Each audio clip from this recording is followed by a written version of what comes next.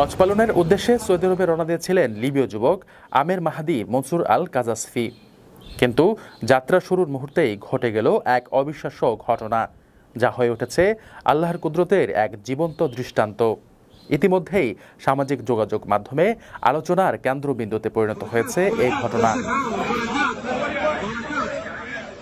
2 দিন আগের কথা, ঘড়ির কাঁটায় ঠিক 12টা, দুপুরে হজ ফ্লাইটের নির্ধারিত সময়। আমির ছিলেন তার দলের সর্বশেষ হজযাত্রী। তিনি মিশর হয়ে সৌদি যাওয়ার জন্য ত্রিপলি বিমানবন্দরে পৌঁছান।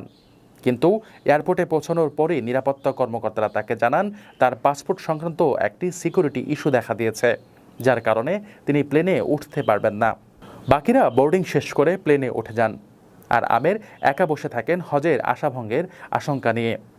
পরিস্থিতি দেখে এক নিরাপত্তা কর্মকর্তা দুঃখের সঙ্গে বলেন, সবই আল্লাহর ইচ্ছা, হয়তো এ হজযাত্রা তোমার কপালে ছিল না।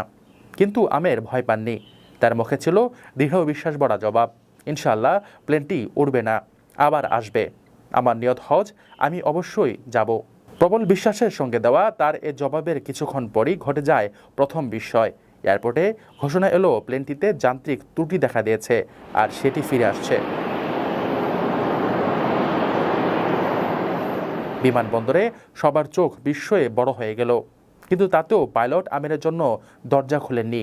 দ্বিতীয়বারও আমিরকে ছেড়ে উড়ে গেল বিমানটি, কিন্তু মাঝ আকাশে বিমানটি আবারও বিপাকে পড়ে।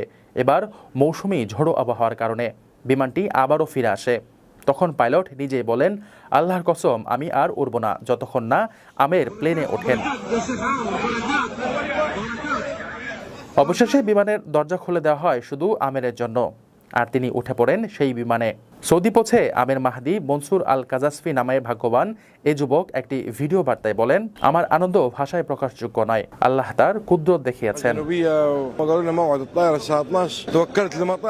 আপনার স্বপ্নগুলো আকাশ ছুবে প্রবাসীর হেলিকপ্টারের মাধ্যমে। বিয়ে, জন্মদিন অথবা যে কোনো বিশেষ প্রয়োজনে হেলিকপ্টার ভাড়া করতে যোগাযোগ করুন স্ক্রিনে দেয়া নাম্বারে। প্রবাসীর হেলিকপ্টার, নিরাপদ ও সাশ্রয়ী বাহনের বিশ্বস্ত নাম।